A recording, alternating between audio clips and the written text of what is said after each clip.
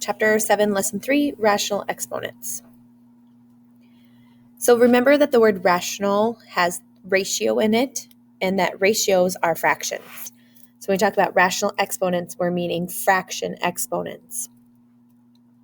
And what we're going to do with our rational exponents is we can change them into roots. So to change a rational exponent into a root, the denominator becomes the root, and the numerator is going to be the exponent. So you can see here when I have b to the 1/2 power, that's the same thing as taking the square root of b. B to the 1/3 power is the same thing as taking the cube root of b.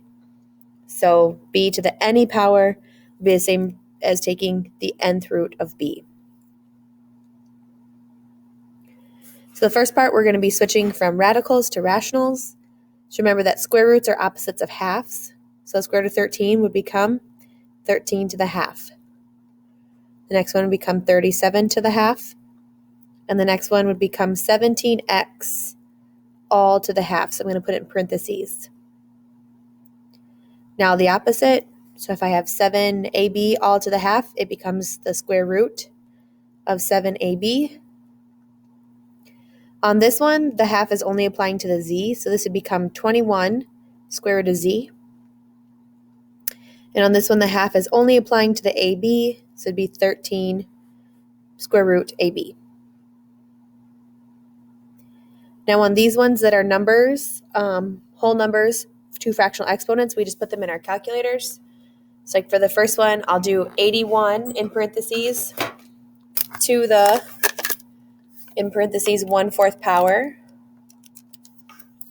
So to be typed in like this.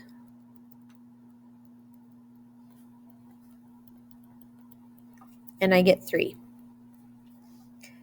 In order to find the root, you can do two things. So you could either change this into 1024 to the 1/5 power, or if you go to the math key and down to number 5, but you have to put your root in first on your home screen. So we're going to do a 5 and then push the math key and then go down to number 5 and then type in 1024.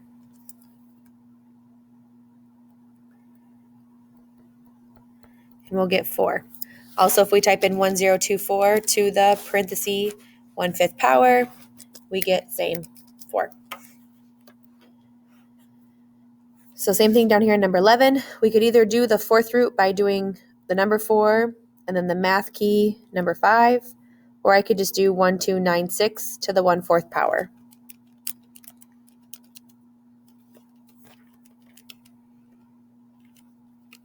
Which is 6. All right, so what we're going to do is now solve equations where x is in the exponent.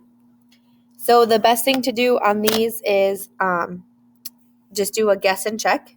So we're going to try to get the bases on each side of the equal sign to be the same. Once we've done that, we can cross out the like bases and then solve for x as normal.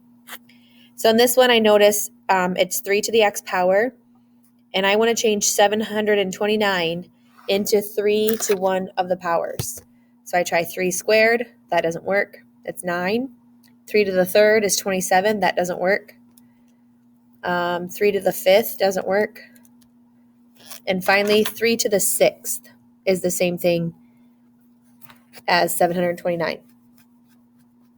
So once I have like bases, I cross them out, and I find out x equals 6. So I do number 16, same thing. I want to make 7776 into 6 to a power. And it's 6 to the 5th by guessing. Then I can cross them out, and I have the equation x plus 3 equals 5. Subtract 3 to each side, and x equals 2. On number 17, I try to make 2,187 into 3 to a power. It's 3 to the 7th. Then I cross those out, and I have x minus 3 equals 7. So x is 10. On our word problem here, the flow of water F in a cubic feet per second can be determined by F equals 1.26 h to the 3 halves, where h is the height of the water, in feet about the dam. Find F if the height is 10.08. So we want F equals 1.26.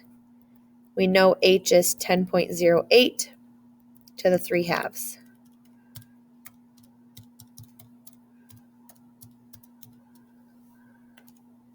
And when I get that, I get 40.3 feet.